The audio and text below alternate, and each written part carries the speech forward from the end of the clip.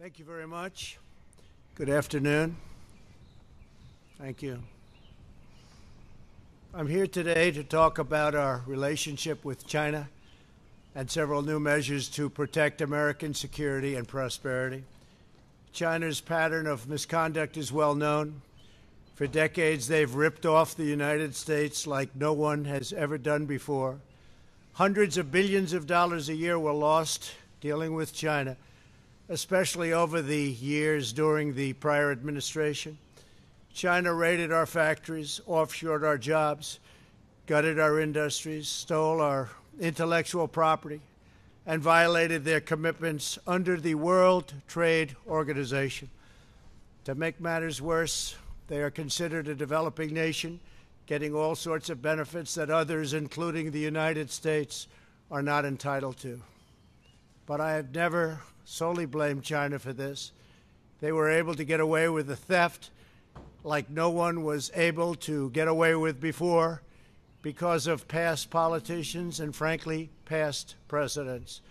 But unlike those who came before, my administration negotiated and fought for what was right. It's called fair and reciprocal treatment.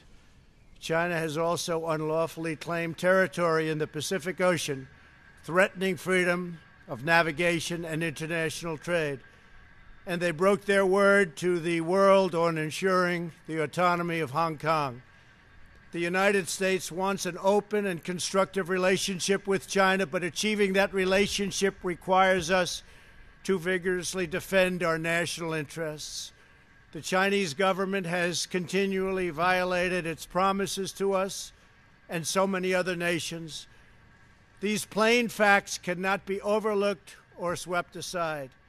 The world is now suffering as a result of the malfeasance of the Chinese government. China's cover-up of the Wuhan virus allowed the disease to spread all over the world, instigating a global pandemic that has cost more than 100,000 American lives and over 1 million lives worldwide. Chinese officials ignored their reporting obligations to the World Health Organization and pressured the World Health Organization to mislead the world when the virus was first discovered by Chinese authorities.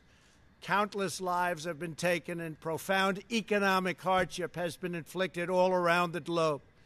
They strongly recommended against me doing the early ban from China, but I did it anyway and was proven to be 100% correct. China has total control over the World Health Organization, despite only paying $40 million per year compared to what the United States has been paying, which is approximately $450 million a year. We have detailed the reforms that it must make and engage with them directly, but they have refused to act.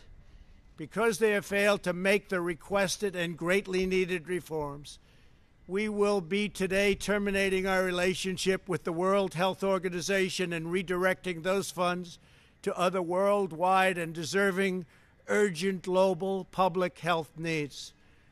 The world needs answers from China on the virus. We must have transparency. Why is it that China shut off infected people from Wuhan to all other parts of China? It went nowhere else. It didn't go to Beijing. It went nowhere else. But they allowed them to freely travel throughout the world, including Europe and the United States. The death and destruction caused by this is incalculable. We must have answers, not only for us, but for the rest of the world.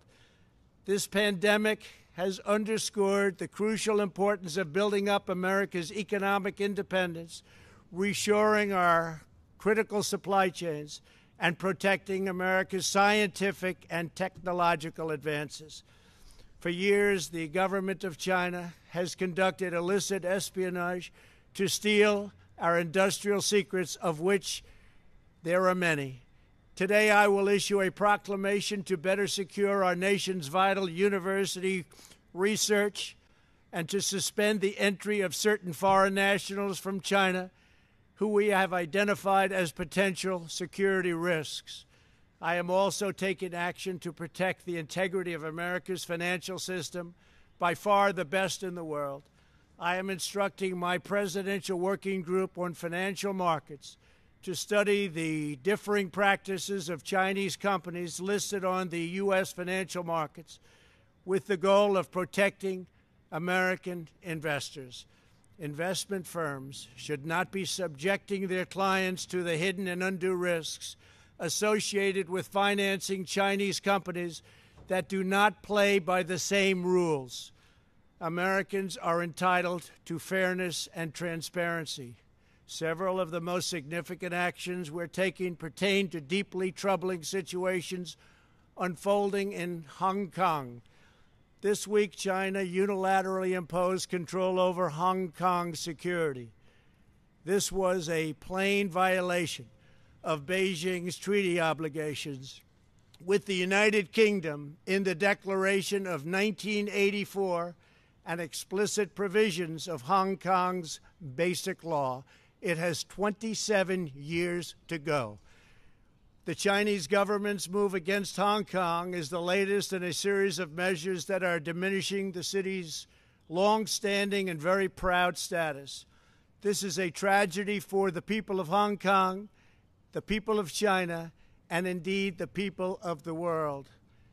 China claims it is protecting national security. But the truth is that Hong Kong was secure and prosperous as a free society. Beijing's decision reverses all of that.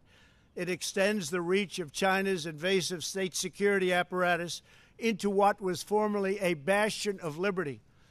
China's latest incursion, along with other recent developments that degraded the territory's freedoms, makes clear that Hong Kong is no longer sufficiently autonomous to warrant the special treatment that we have afforded the territory since the handover. China has replaced its promised formula of one country, two systems with one country, one system. Therefore, I am directing my administration to begin the process of eliminating policy exemptions that give Hong Kong different and special treatment. My announcement today will affect the full range of agreements we have with Hong Kong, from our extradition treaty to our export controls on dual-use technologies and more, with few exceptions. We will be revising the State Department's travel advisory for Hong Kong to reflect the increased danger of surveillance and punishment by the Chinese state security apparatus. We will take action to revoke Hong Kong's preferential treatment as a separate customs and travel territory from the rest of China. The United States will also take necessary steps to sanction PRC and Hong Kong officials directly or indirectly involved in eroding Hong Kong's autonomy and just, if you take a look, absolutely smothering Hong Kong's freedom. Our actions will be strong. Our actions will be meaningful. More than 2 decades ago, on a rainy night in 1997, British soldiers lowered the Union flag and Chinese soldiers raised the Chinese flag in Hong Kong.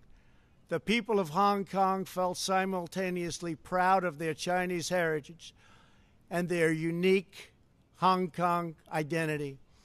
The people of Hong Kong hoped that in the years and decades to come, China would increasingly come to resemble its most radiant and dynamic city. The rest of the world was electrified by a sense of optimism that Hong Kong was a glimpse into China's future, not that Hong Kong would grow into a reflection of China's past. In every decision, I will continue to proudly defend and protect the workers, families, and citizens of the United States of America. Thank you very much. Thank you.